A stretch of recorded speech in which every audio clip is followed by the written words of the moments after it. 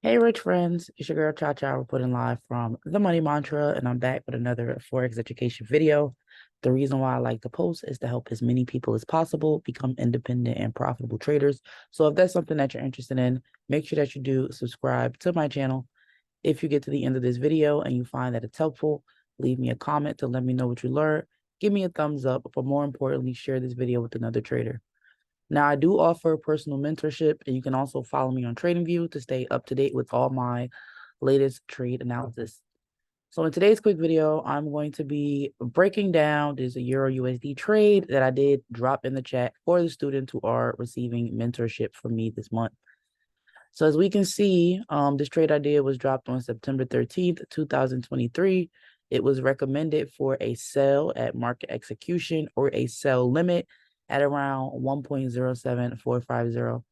As always, I had a 1-to-1 risk to reward ratio, a 1-to-1.5 risk to reward ratio, and a 1-to-2 risk to reward ratio, giving my students 3 TP options for this trade. So this trade did take some time to develop, but ultimately it did end up hitting TP and securing 80 pips within this trade. So I'm going to head over to TradingView and I'm going to be showing you guys why I decided to take this trade and what actually happened in this trade. So first I'm going to put it in replay mode and back it up to my entry candle.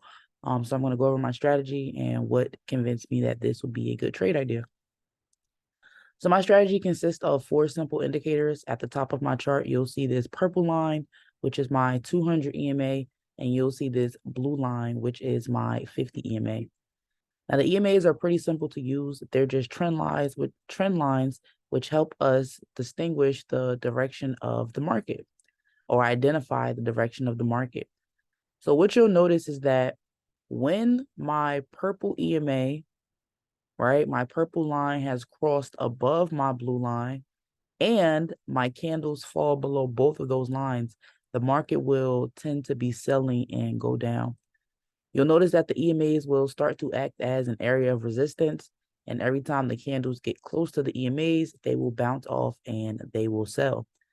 Now, if you look over here, once the candles have broken above the first EMA, the second EMA will now be your next potential opportunity for a sell. Now, on the other side, you'll notice that when the candles are above both of these lines, the market will be buying. And I'll just scroll back a little bit further so that we can see a more clear example of this. So here, it's the opposite. We can see that our blue line has crossed above our purple line. The candles are above the EMAs, and the market was on an uptrend. Now using the EMAs as a support or like a trampoline. So the first thing I noticed was that my candle was already rejecting off of my second EMA, and it had crossed below my blue EMA. So those are my first 2 confirmations for a sell. My third confirmation was that my momentum line was facing down, and it was also negative. Now, there are certain trigger words that I use to help me determine if I'm going to buy or sell in the trade. And you guys can watch my video, Improve Your Strategy in 5 minutes, to learn what those trigger words are and how you can improve your strategy in 5 minutes. So on my last indicator, I saw that my stochastic was facing down. And although both numbers were not below 50, it looked to me as if that's where the market was heading. So I did decide to enter this trade for a sell. As you can see, this gray line here is 107, 1.07455, which was my sell limit entry point or my pending order. And I did go for a 1-to-2 risk to reward ratio. So as we play this trade back, we can see that it started to sell. We can see that it then finally broke the structure. This morning, actually, with this really long red candle, it broke structure. It was an engulfing bearish candle, and it really, the market went in our favor. So I'm really happy because this week has been super slow. As you guys can see, the market was consolidating or moving sideways for all of these hours before it actually chose a side and decided to go down. So I'm really happy with the results of this trade.